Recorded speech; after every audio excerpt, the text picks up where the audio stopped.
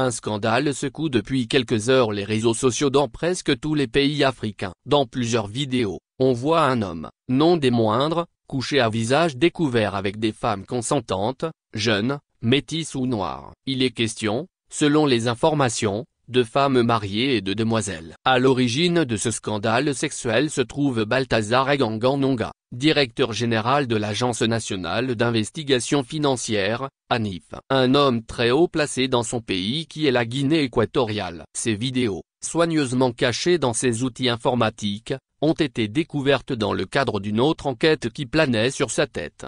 Sur les réseaux sociaux, les réactions vont bon train. La plupart accusent très vite les femmes impliquées dans ce scandale. Puisque, les commentateurs n'ont pas tort, les femmes en question savent bien, si on se confie aux diverses vidéos, que les ébats sont enregistrés.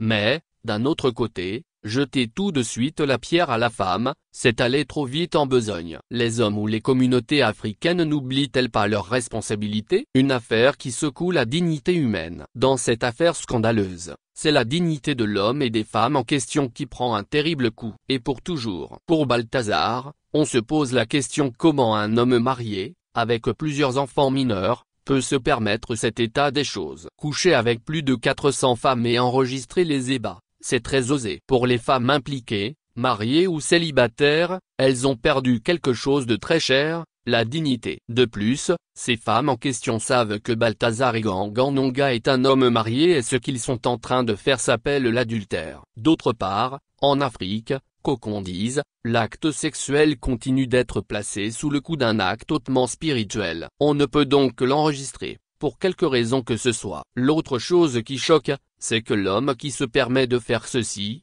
n'est pas n'importe qui. Directeur général d'une agence étatique de ce genre, quelle leçon donne-t-on aux jeunes Guinéens en particulier et aux jeunes Africains en général? Quelle incidence cette affaire aura sur les femmes dans la société africaine? Sur le plan sanitaire, ce scandale pose un problème à effet multiprise. Sur chacune des vidéos, l'homme couche avec les femmes sans aucune protection, et des femmes prennent parfois le sexe de Balthazar en fellation. Les questions qu'on pose, les voici. Que ramènent les femmes mariées à la maison à leur mari? Quelle assurance que les jeunes femmes non mariées ne ramènent pas des maladies à leurs copains et autres? En Afrique, on réglait en amont ce problème. Le problème se pose dans un pays africain qui est la Guinée équatoriale. Un pays qui en sait grand sur la culture africaine variée mais unifiée par les rites et cérémonies divers. Pour éviter ce genre de choses, en Afrique, on avait opté pour la polygamie, un système matrimonial qui règle ce problème de femmes multiples au foyer. Nos ancêtres et grands-parents ont pris plusieurs femmes, mais dans aucune communauté africaine,